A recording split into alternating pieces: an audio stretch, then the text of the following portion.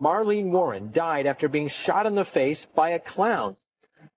Killer clowns are something you see in horror movies, not in real life. Not one thing is clear. It was all a mystery. It was such a bizarre case that did grab everyone's attention, locally, nationally, internationally. When someone gets murdered, you immediately look to a spouse. Police still haven't found that piece of the puzzle. This case grew colder by the day. And just like that, they hit a wall. They're never going to find out who did this. In 2014, new DNA technology came back with a hit. This was the news that people had been waiting for years. This is still all about Marlene Warren. We want to do justice for her. I saw the eyes, and the eyes don't lie.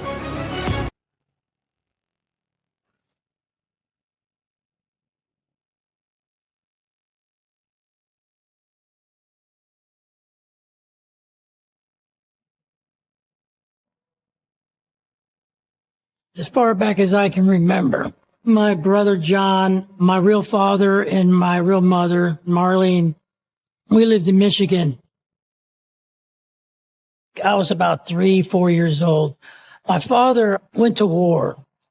He came back and he just wasn't right. He couldn't get his life back to normal.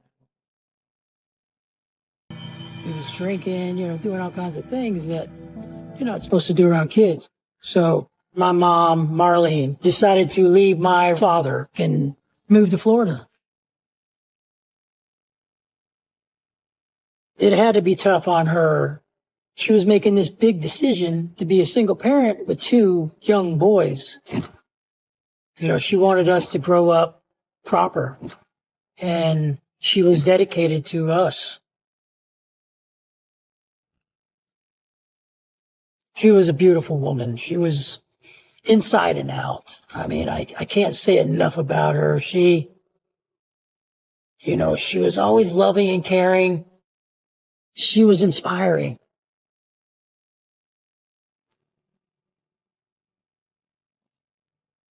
Months passed, and she met Mike Warren, and he seemed like a nice guy.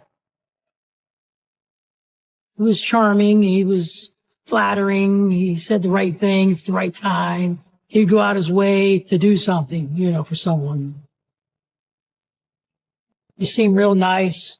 He seemed real knowledgeable, just a nice guy.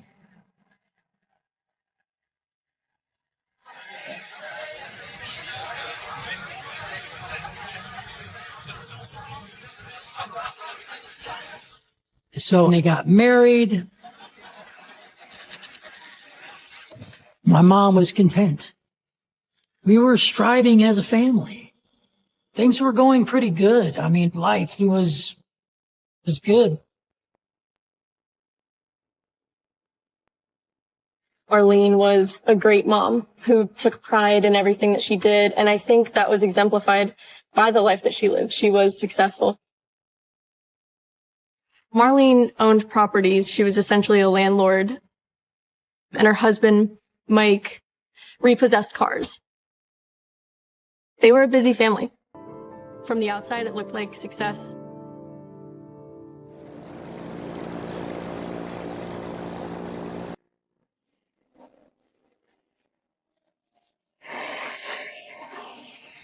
Mike bought a piece of property out in the Aero Club in Wellington because he was flying airplanes.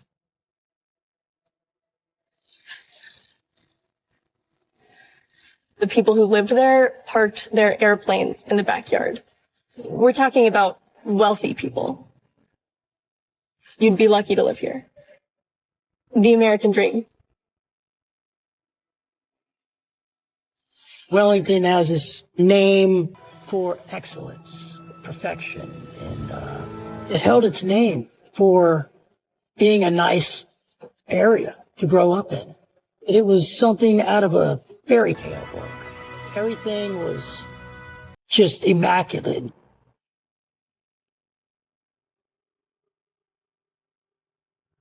I can remember that day. It was around lunchtime. I was at work. My boss told me to go home.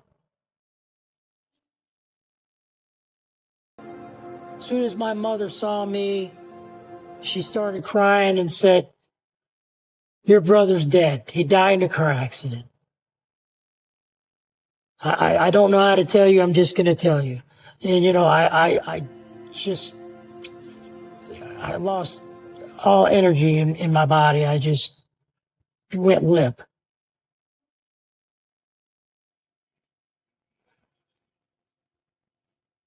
You know, I just was in disbelief. We were just devastated.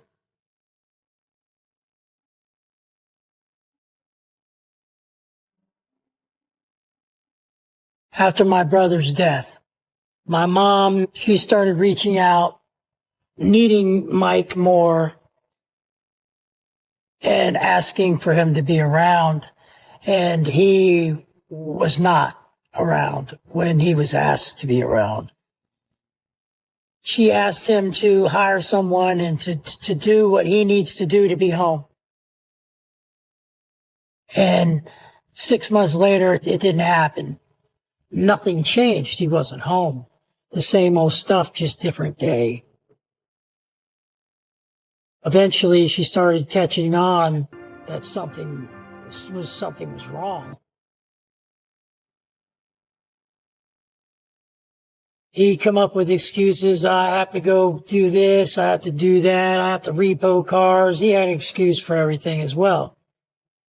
Excuse, not an answer.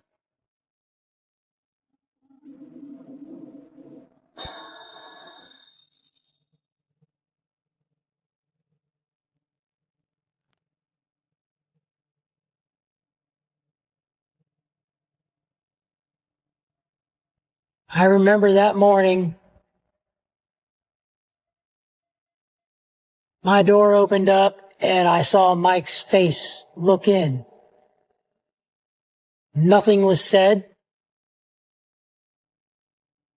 He shut the door and left. You know, I had some friends over at my house, and somewhere around 10 o'clock or so, we were eating our breakfast. And my friend Gene says, "Somebody's at the front door." We all look, and we can see the colors through the door. It looked like a person had some flowers. Gene was going to go answer the door. My mom said, "No, sit down. Finish your breakfast. I'll go get the door." My mom went and answered the door. And we heard, "Oh, how pretty." And then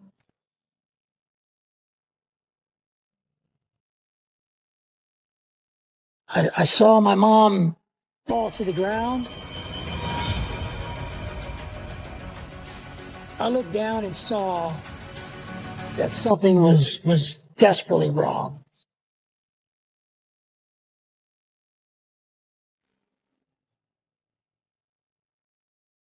I jumped up. I went to the front door. I looked out. And then I saw a clown. I was shocked. There was makeup on and it was colorful costume. I knew I needed to identify this person somehow. But it was impossible. I mean, the only thing I saw visible was the eyes. I saw big brown eyes. I couldn't say if it was a male or female. What really stuck out to me was the boots and the orange wig. I mean, I was trying to see whatever I could possibly see.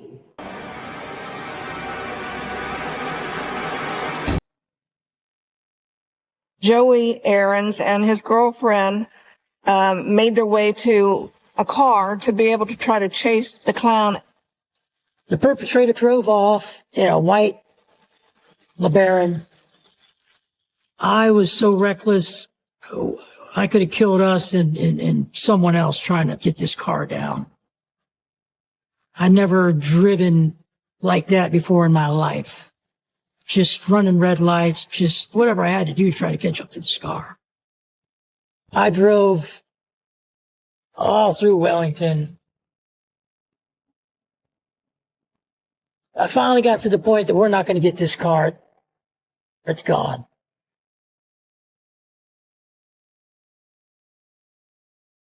I was the copy editor at the Palm Beach Post when the call came through that there was a shooting at a house in Wellington, and everyone rushed to the house.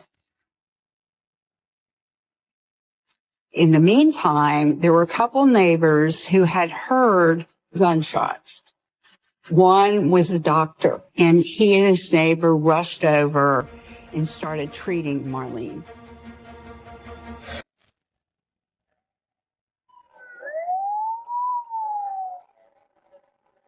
I went back home and my mom was already in the ambulance. They told me they had her secure. She was okay. Detectives were there, roaming through the house, a cop in every corner in every room. Police took photographs of everything.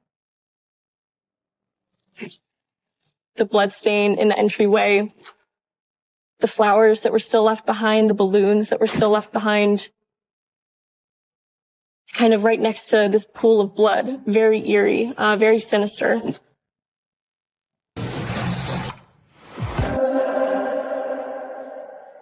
They individually interviewed the kids in the house, and each of their descriptions varied slightly. Most of them described that it was a white-faced clown with a red nose, so you had limited bits and pieces. Usually you have a description of a male, female, but here was a clown who had dark eyes, and that's about it. It's just so frustrating to not be able to give them any answers to go on. Looking back at it, not one thing was clear. It was all a mystery.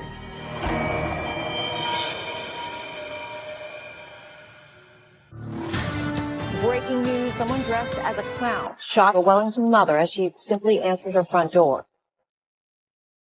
When this happened, it shocked the entire community. And the search was on for this mysterious evil clown. It was such a bizarre case that did grab everyone's attention, locally, nationally, internationally. That shooter, a clown carrying flowers and balloons. Marlene Warren had just answered her door, greeted by a clown. And the whole specter of this person being dressed like a clown added this media frenzy about it. Someone dressed as a clown came to the door with 2 balloons and a basket of flowers. Clowns became very scary for people. There is something creepy about clowns. It was frightening. Florida is known for kind of crazy crimes. And even by Florida standards, this one just blows it out of the water. Killer clowns are something you see on TV and in horror movies, not in real life.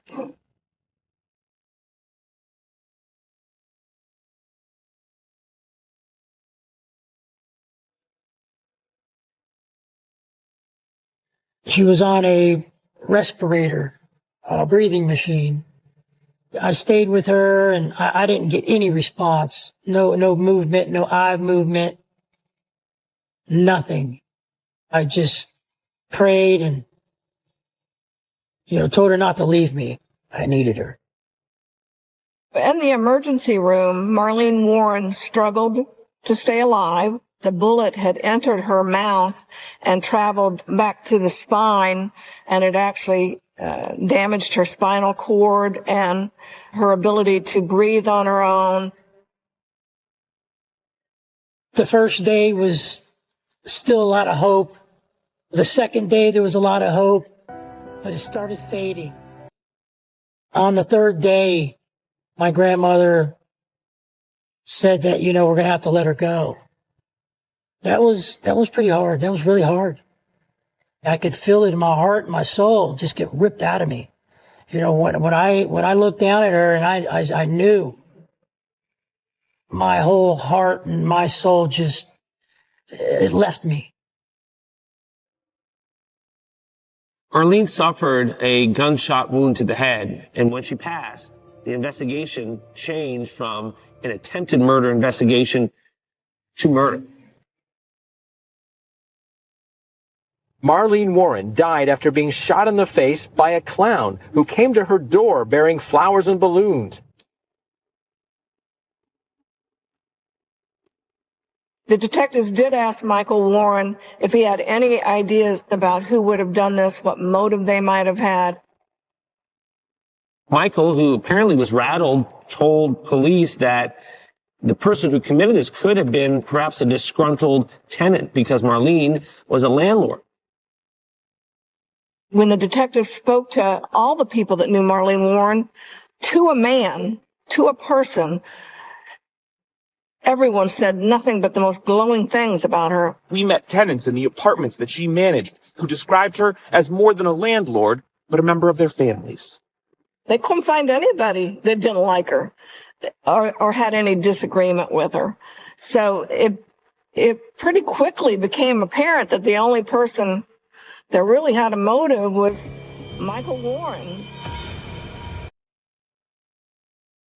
I think that people who were close to Marlene believed that Michael was having an affair, cheating on Marlene with one of his employees. The potential for a divorce would have been a devastating one financially for Michael.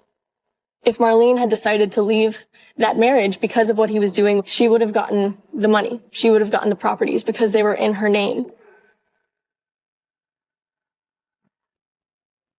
You're listening to Mike Miller on... We're talking about the death of Marlene Warren, the 26th of 1990. Somebody shot her wearing a clown outfit and left the home. Michael Warren with us. Mr. Warren, do you know anything about the shooting of your wife? I do not know any more than what my son has told me at the time that he was at the house. Do you suspect anyone in particular as being the person dressed in the clown that day who came to the house and killed your wife? No, I really don't. It's been a tragic thing and it's been like living in hell. The investigators of this case have made no secret whatsoever, and if not formal allegations, certainly insinuations that Michael Warren was involved in the murder of his wife. Well, I believe that if the sheriff's department can make accusations and comment without any proof or anything to back it up and bring me to trial by the media, I feel like I should say something that at least fight back. Even though the motive for the killing seemed to be coming into view, there was nothing to tie Michael Warren directly to it. In law enforcement, when someone gets murdered, you immediately look to a spouse. But here you had Michael, who wasn't anywhere near the house at the time of the shooting. In fact, he was in a car with his friends on the way to a horse track. So he had an airtight alibi.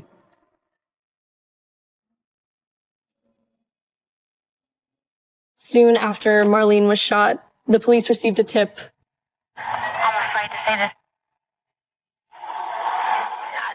I think you just need to ask Sheila Keene a few questions. A caller who said, check on Sheila Keene. Sheila Keene was a girl from the Glades. A lot of people knew her. She was a girl with long brown hair, these deep chocolate eyes. She worked with Michael repossessing cars. They were close. They did business together. And as time went on, their coworkers said that they were very affectionate with one another. It became pretty apparent very quickly that Sheila Keene was very much involved with Michael Warren, and it was more than business.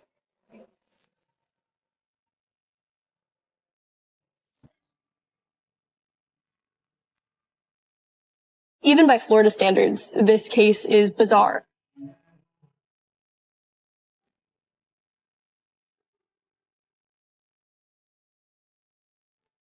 You have essentially the execution of a mother.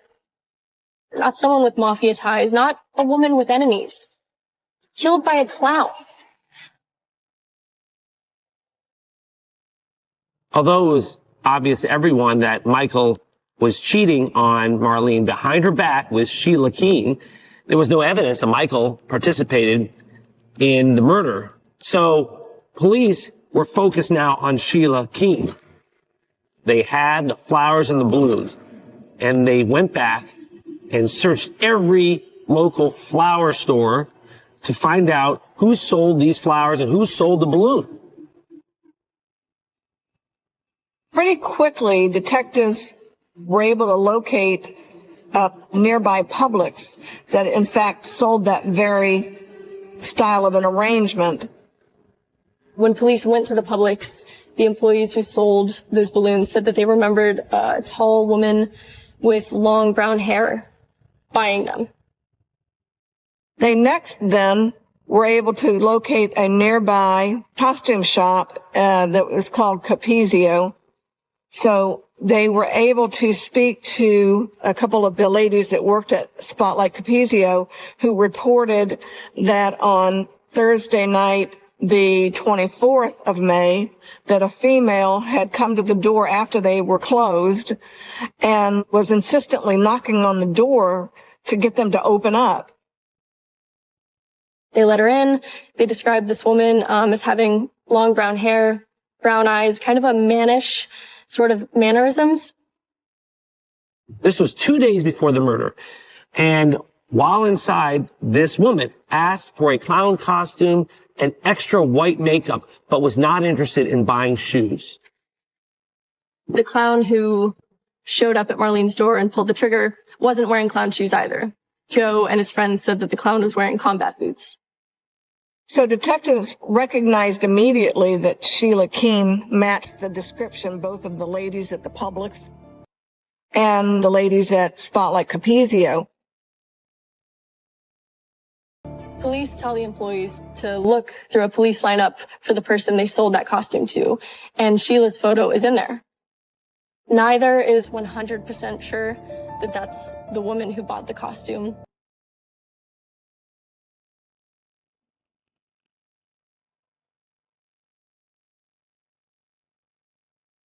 Within about a week or two of the shooting, a white Chrysler LeBaron was reported to be abandoned in a nearby shopping center. So deputies responded, and when they find this white Chrysler LeBaron, which has the VIN number of a car, that had been reported stolen.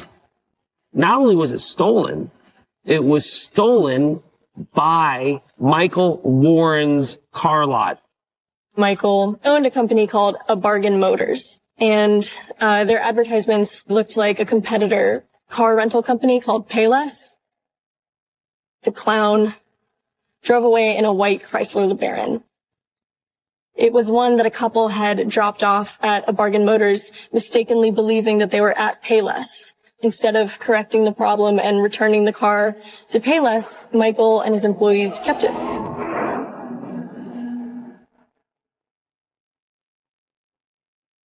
They processed the car. There was a Publix plastic bag in the car and some fibers. There are these reddish-orange fibers, consistent with what you might find in a clown wig. They also find long brown hair. Technology was not what it is today, and they weren't able to forensically analyze it. The car itself didn't really lend evidentiary value except for the connection to Bargain Motors and Michael Warren. Sheila Keene wasn't repo agent for Michael Warren. She was at the car lot a whole lot. They brought Sheila Keene in for interviewing and asked her, where were you on May 26th?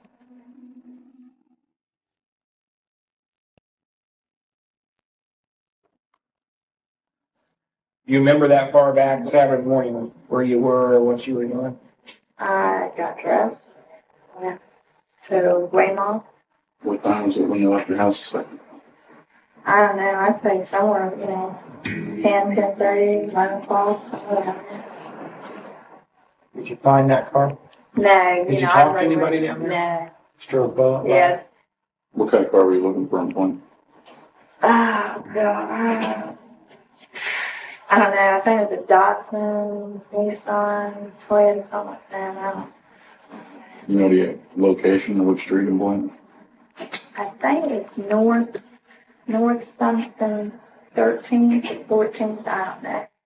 She told police that at the time of the shooting, she was out repossessing cars, but she couldn't really give any kind of definitive address. She was unable to provide them with a single person that she spoke to. You couldn't have been driven by this pack because of this relationship that you and Michael. So, There is no relationship. There is no passion. She adamantly denied being in a romantic relationship with Michael Warren. what would happen if that was your parent? I don't know how I got there because I wasn't in the car. She claimed that her hair in the car could have come from anybody. We're getting nowhere because I'm telling you I didn't do it. So whoever wants you to think that I done it, you need to find out who that person is. She denied killing Marlene, and police didn't have anything that could prove otherwise at that time.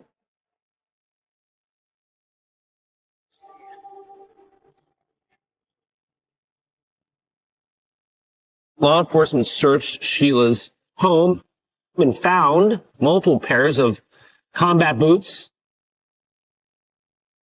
Did not find a clown costume there, but did find a lot of white makeup, the kind that you use for a clown costume.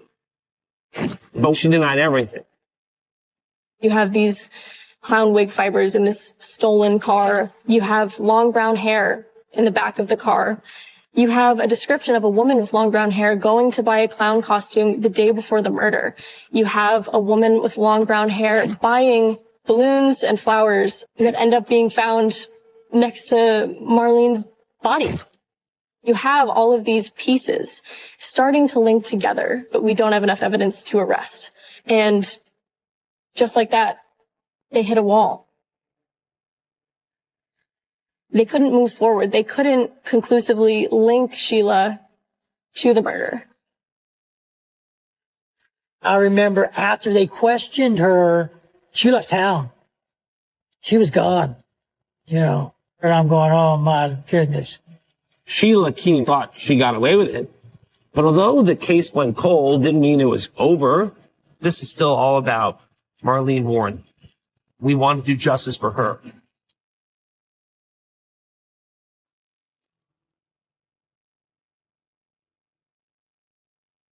So as the homicide investigation continued, Michael Warren and Sheila Keene as individuals became in the background. Nobody really knew where they were or cared where they were or followed up on them. The case started to go cold. You had a circumstantial case without a lot of direct evidence. There wasn't enough for prosecutors and police to decide to make a charge. And so this case grew colder by the day. I had to say to myself, they're never going to find out who did this. My thought of the whole thing was, I gotta let this go. It's killing me. It's ruining my life.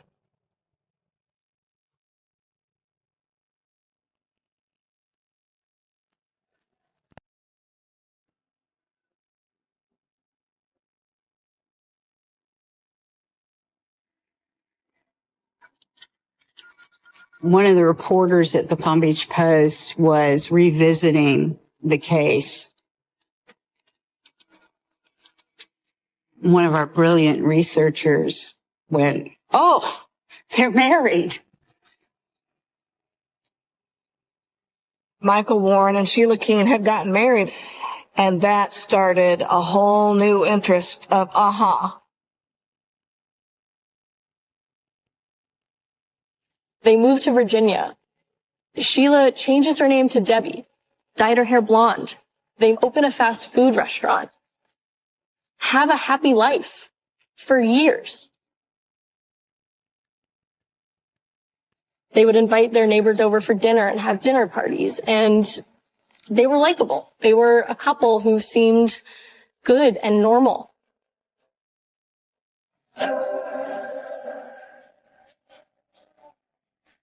Palm Beach County Sheriff's Office got a grant to re-examine old cases, and they chose this clown murder case. I think the reason they did might have been because of its allure and just how sensational it was. Marlene Warren died after being shot in the face by a clown. That shooter, a clown carrying flowers and balloons. Marlene Warren had just answered her door, greeted by a clown. It was a huge murder. It was a shocking murder. I don't think it ever went out of the minds of law enforcement.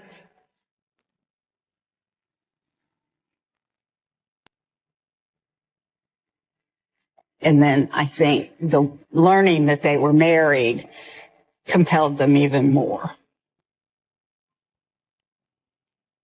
I found out that they opened up the case again. I mean, I was crying, but happy tears. I've never had that feeling before. You know, it was really wild.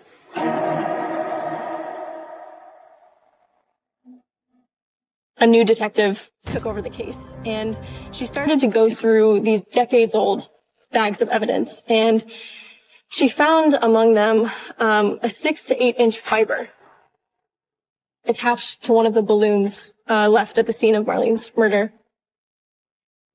And she got it analyzed. And that fiber matched the fiber found in the getaway car, and it also matched fiber found in Sheila's house. So here's the first definite connection, putting Sheila at the scene. Back in 1990, they didn't have DNA technology like we have today. In 2014, new DNA technology came back with a hit from the strand of hair that was in the car. That showed that the DNA in the car matched a mixture of Sheila Keene Warren and another person. It was a wow moment. Finally, police had a scientific connection between the hair and Sheila Keene.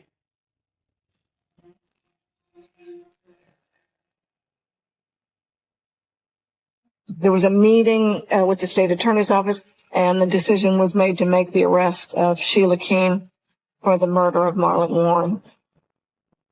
We were determined to do justice. We wanted her to be held accountable for her evil actions. She was the evil clown, and her day was coming.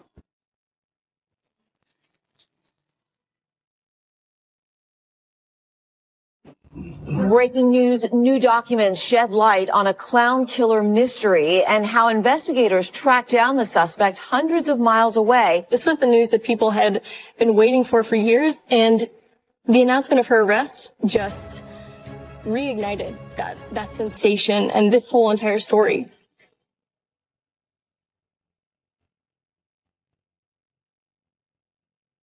They were watching them up at their home in Virginia, and they wanted to make the arrest away from the house. So we worked with law enforcement to set up a checkpoint. And when she was driving, they pulled her over.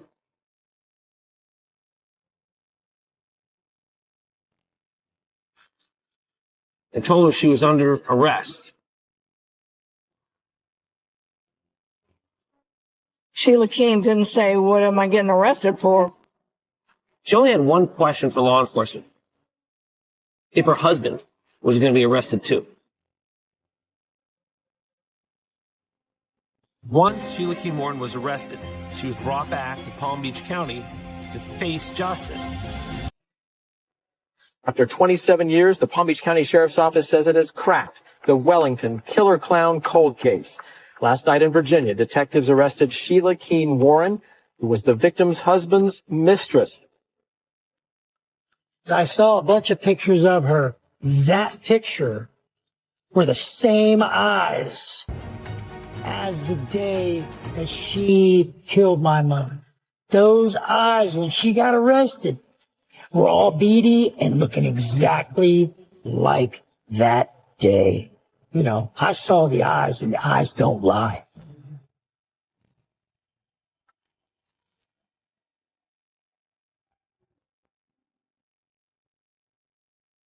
See if you'd answer some questions that really weren't ever answered back then. I didn't do it, so that's the end of the story. I'm not talking to you. You don't want to talk, you don't want to give your side of the story as to what happened. Of course, in Sheila's interview, she continued to deny everything about the homicide of Marlene Warren and any involvement at all in her death. Okay. You're charged with the first-degree murder, okay, of Marlene Warren. So it's a huge deal.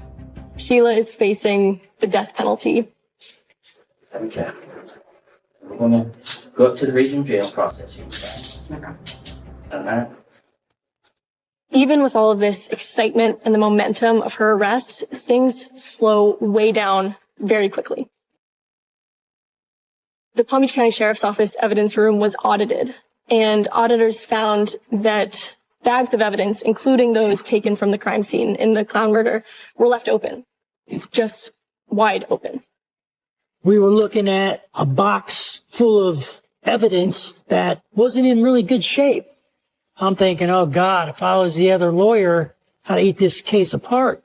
You know, so many things were going through my head, you know, that she could just walk. And then in the midst of that, the COVID pandemic hit, and our courthouse basically shut down for over 2 years. And during that time, we lost a key witness who passed.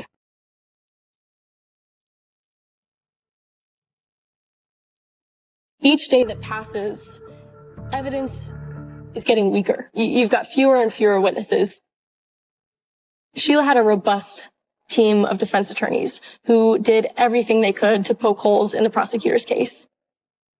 The discussion started coming together about what's our realistic expectation of what we can get out of this crime at this time. Prosecutors decided not to pursue the death penalty.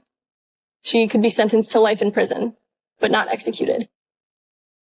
It got so close to trial that Dave Ehrenberg, the state attorney, was on TV saying this trial is coming in 2 weeks and we are so confident that she's going to be convicted. I had to get to the point and tell myself, no matter how this ends, I have to be good with it. If she walks and doesn't get anything, I got to be good with it. Finally, the trial is just around the corner, and we get a tip that Sheila is about to plead guilty in less than an hour. The old school. Yeah, this is a nice one. No one expected it. I go to the courthouse because we've gotten this tip. Yes, Your Honor. At this time, Ms. Keene Warren enters plea of guilty as outlined in the plea agreement. The state offered her a pretty remarkable plea deal. She pleads guilty to second-degree murder in exchange for a 12-year prison sentence, which was just a huge shock. I would never have entered into this plea agreement unless Joey approved it. The victim is really important to us, and Joe said that he was ready to move on and have some measure of closure. I couldn't deny it. I wanted a conviction. And so did they. If she was going to do 12 years, let's do the 12 years. She'll pay. One way or another, she'll get what's coming to her. The whole time Sheila Keene Warren was behind bars, she never let on that she was the clown killer. Michael Warren was in the car with a perfect alibi while this occurred. There was no evidence that Michael participated in the murder of his wife. So we do not have enough to charge him. And if that changes, we'll be ready.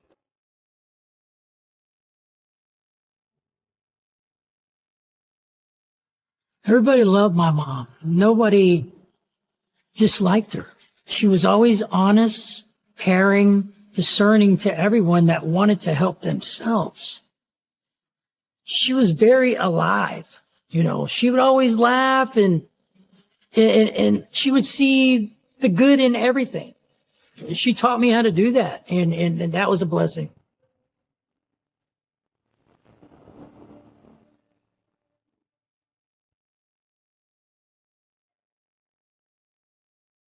He seemed very happy, very connected. Because of the alcohol, he'd been acting strange. Chris's drinking was pretty out of control. Hey, man, why did you try to kill me? The search took us to this concrete tomb. You wouldn't have known there was a body there.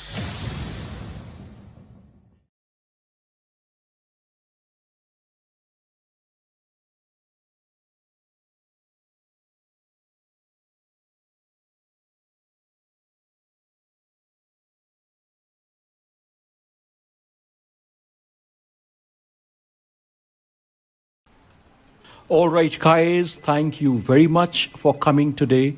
I have called you for a very special thing. We have an event day after tomorrow, and Khushi, you will make the necessary arrangements. Khushi, Yeah, sure, sir. you seem a bit off today. Everything is good, sir. Don't worry, I will do. All right, I am counting on you. All the very best.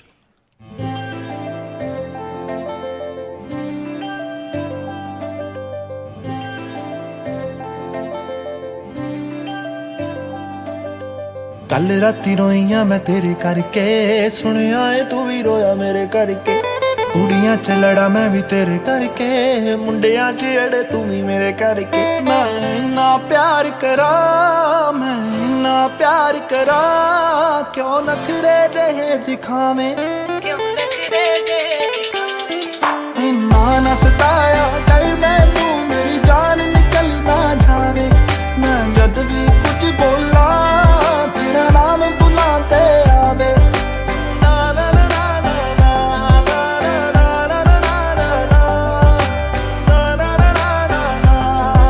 ना ना ना ना ना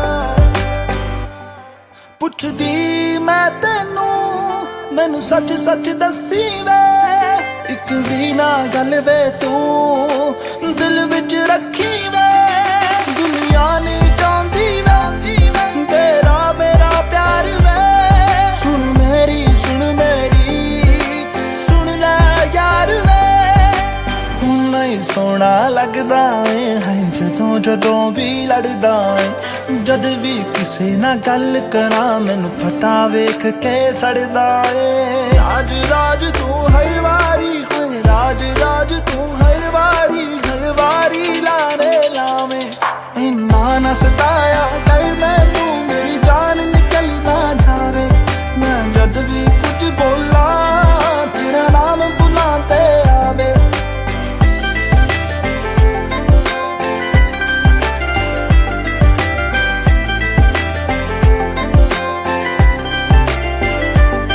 सारा दिन busy रहना है तू यारां दे नाल बहना है तेरी दूरी ते मजबूरी दिल मेरा ए सहंदा ए किथे जावां ना जावां हर एक गल मैं पुछदी आ मैनू कदे मनाउंदा नहीं तू मैं किन्ना रुसदी आ मैनू चंगा लगदा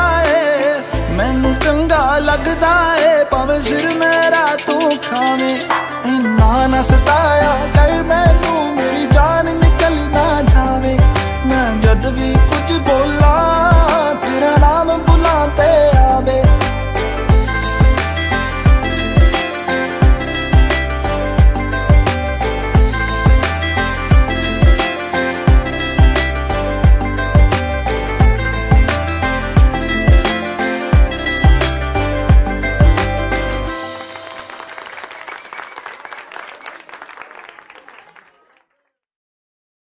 हे गाइस, तो अभी आपने हमारा दुनिया सॉन्ग देखा, सो प्लीज कमेंट करके बताना कि आपको सॉन्ग कैसा लगा। एंड हाँ, वीडियो को लाइक करना, जाने से पहले रिपल म्यूजिक स्टूडियोज के चैनल को सब्सक्राइब कर लेना।